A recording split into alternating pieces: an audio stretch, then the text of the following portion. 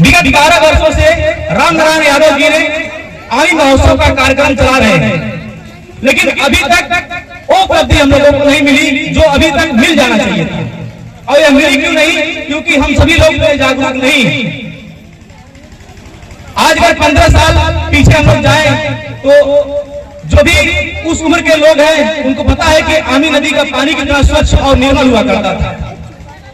यह आमी नदी आज की कोई नई नदी नहीं है, यह बुद्धकालीन नदी है।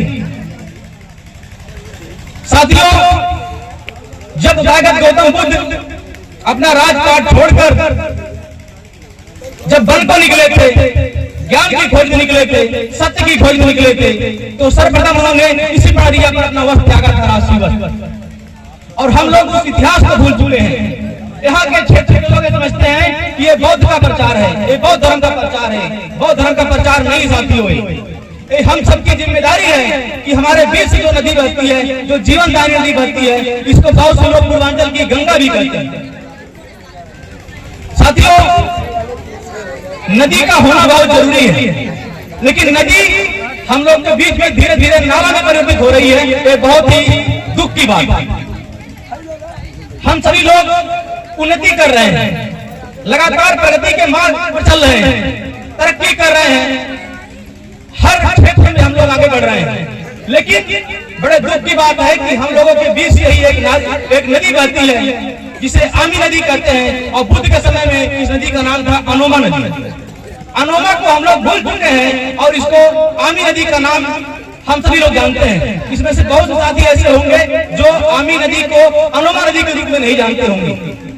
जब बुद्ध थे तो इस नदी का नाम था अनोमा नदी, और इसी नदी में स्नान किए, अपने राष्ट्रीय वस्त्रों को त्यागा उन्होंने और ज्ञान की खोज में निकल चुके। उस बात को रामनारायण यादव जी ने पढ़ा, समझा, क्योंकि रामनारायण यादव एक दिखने में साधारण से जैसे व्यक्ति दिखते हैं, वो वास्तव में साधारण व्यक्ति नहीं। काफी गहन अध्ययन इन्होंने किया है, अच्छी पढ़ाई की है इन्होंने, फिलोसफी के छात्र रहे। ऐसे बहुत से साथी हैं जो समझेंगे फिलोसफी के छात्र हमसे कहते हैं। इन्होंने सर्च किया, उसको खोजा बढ़िया से। इन्हें पता चला कि जो पड़रिया पुल है, पुल के बगल में लगभग 200 मीटर की दूरी को अगर पुरातत्व विभाग के लोग इसको खुदाई करें तो निश्चित तौर पर यहाँ पे बुद्धकालीन समय के बुद्ध से संबंधित यहाँ पे अवशेष मिलेंगे। ये कोई हवाई बात नहीं।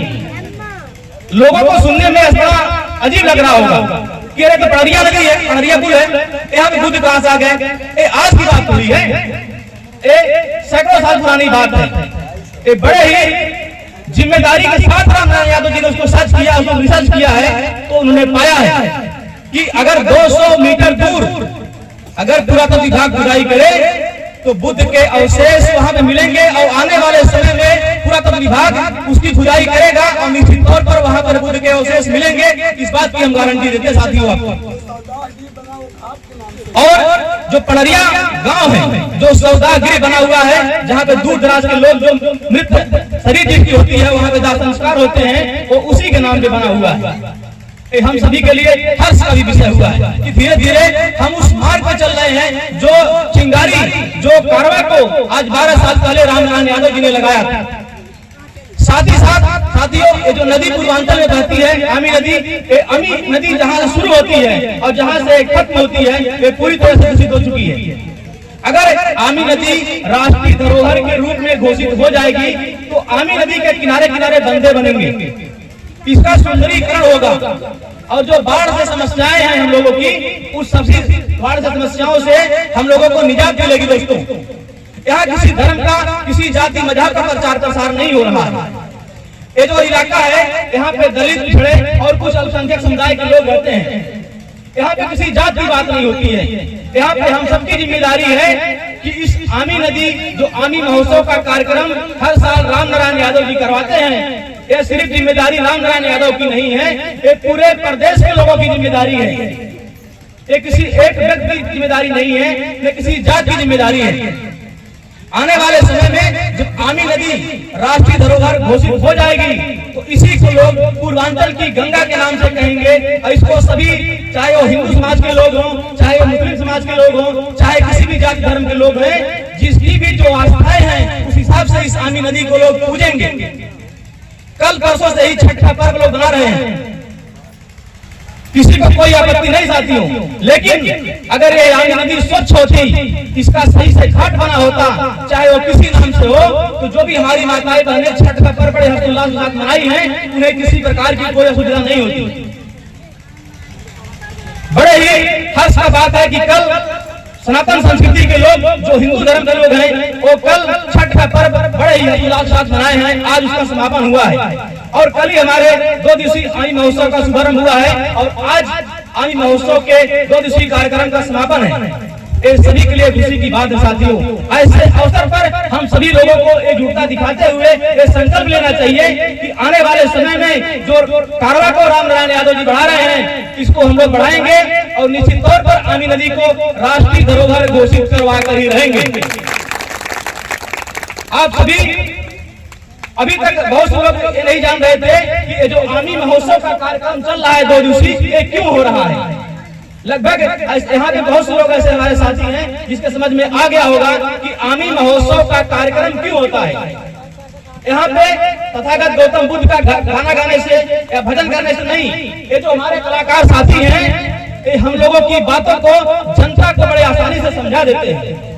जो बुद्धिजीवी वर्ग के लोग हैं, जो राजनीतिक टाइप के लोग हैं, जैसे हम लोग हैं, हम लोग भाषण देते हैं, वो आप लोग अगर उसको सही से नहीं समझ पाते हैं तो उसी बात को यहाँ पे मंच प्रदान होता है और हमारे कलाकार साथी जो हैं उसको अपने गाने के माध्यम से आप लोगों को समझाने का प्रयास करते हैं।